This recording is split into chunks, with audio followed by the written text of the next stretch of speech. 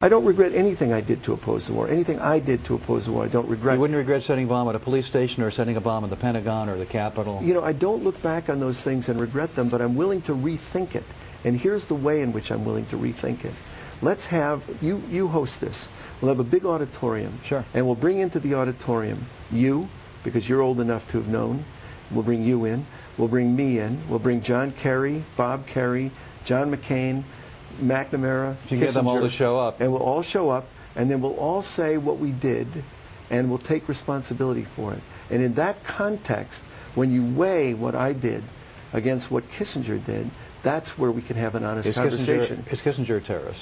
Oh, he conducted a war on terror in Vietnam without a doubt. You are certainly known, notorious in some circles, for your anti-war work years ago. And here, Obama just announced 17,000 troops into Afghanistan. Does that upset you? It's a mistake.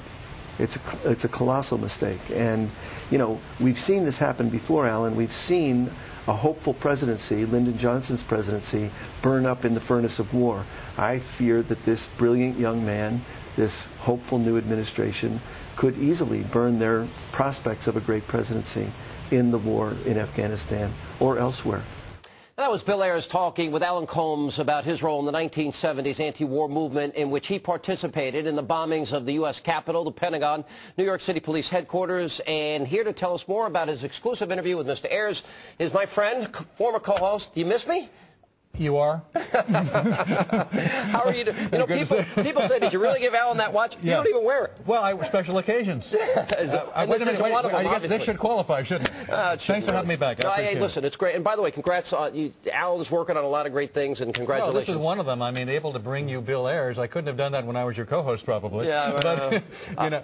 Well, yeah. First of all, what were your initial impressions? Because you and I argued about this. I told him he's one of the nicest terrorists I ever met. He really is a very likable guy. Well, we get into the whole thing about, you know, this is obviously clips. We have an arc to the interview where I started off by saying, first of all, thanks for palling around with me. I guess I'll never be president. And he said, no, actually, that works pretty well because Obama did become president. Right. And when he talked about the 17,000 troops, for example, that's clear. He is not an advocate of Obama's policies. All right, the attempt to tie him to what Obama believes. I mean, he's far to the left of Barack Obama. I'm more interested in he's still unrepentant, Alan. I don't regret that. You went into the issue, and his justification is that nobody was killed, but he bombed the Pentagon, the Capitol. Right. We've been through all that. Well, but here's the point. He still denies there were people that were injured at the New York City Police Headquarters building. There were, his fellow terrorists were killed, and people could have died when he set the bombs. People did not die in the events, he says, in which he was personally involved. And it's interesting to talk to him because when you talk to him, we got into this in the interview as well.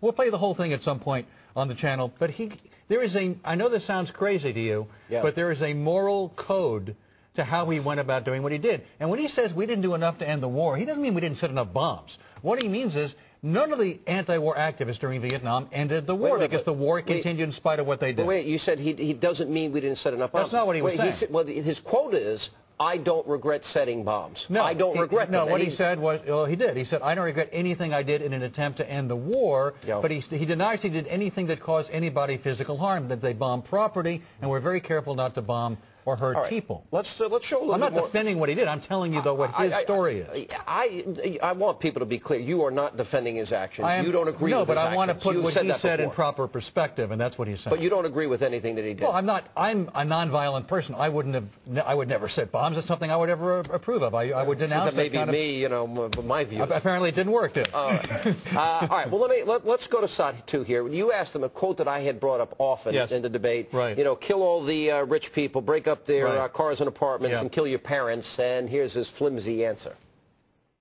When you said at one point your philosophy was kill all the rich people, break up their cars and apartments, bring the revolution home, kill your parents, that's what's really at.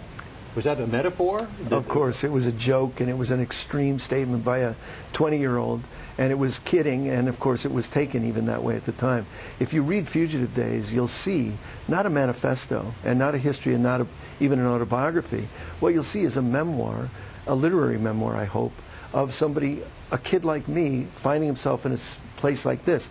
But it's not a defense, but it does try to capture some of that irreverent, kind of off-the-tracks lunacy. You never meant kill the parents, kill the rich people. Not. But people are going to take it that way. I don't think so.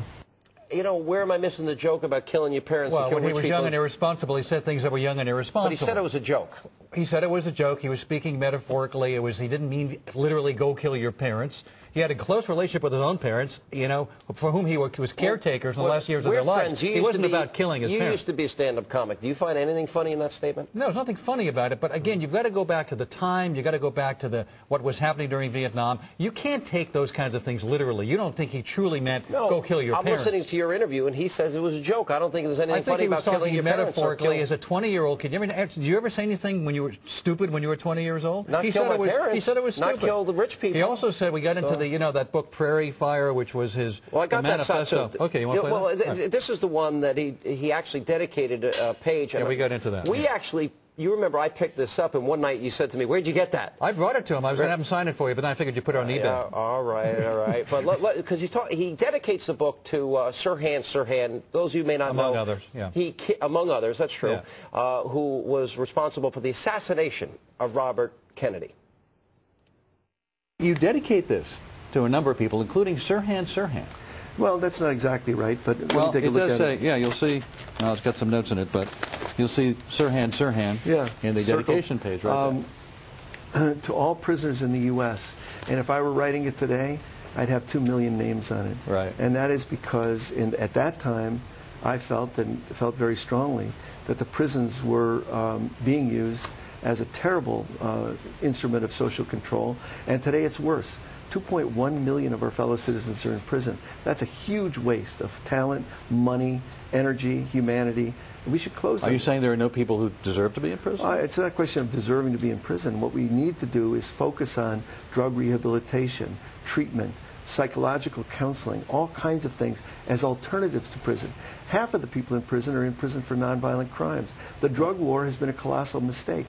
How did you feel about that answer? But I want to be clear. He then went on to say that was stupid. We didn't see that in the clip. He said, but I said after that, but Sirhan, he said, yeah, that was stupid. But let me ask you this: you're a fan of Robert Kennedy, because yeah, of course. But again, he was a stupid 20-year-old kid who did wasn't stupid overall, but he did some stupid things, which he acknowledged in this interview, including dedicating that book to Sirhan. You sound like you're making excuses for No, I'm putting in context what he said. You didn't see the part where he said it was stupid that I did that. All right. Well, listen, thanks for bringing it. I view him, Alan, as an unrepentant terrorist who, as a professor, thinks he's come up with these clever intellectual arguments that aren't so clever. And I think what he did was evil, and he ought to repent and say sorry. I know what you think, because I said next year for a few years. Yeah, I know. Well, thanks for coming. Congratulations. You look good. Like you don't have Wilbur to deal with on a nightly basis. Oh, you abandoned me. What are you talking about? Oh, you poor thing. I feel bad. Thanks for having me back. Congratulations, Owen. Thanks very much.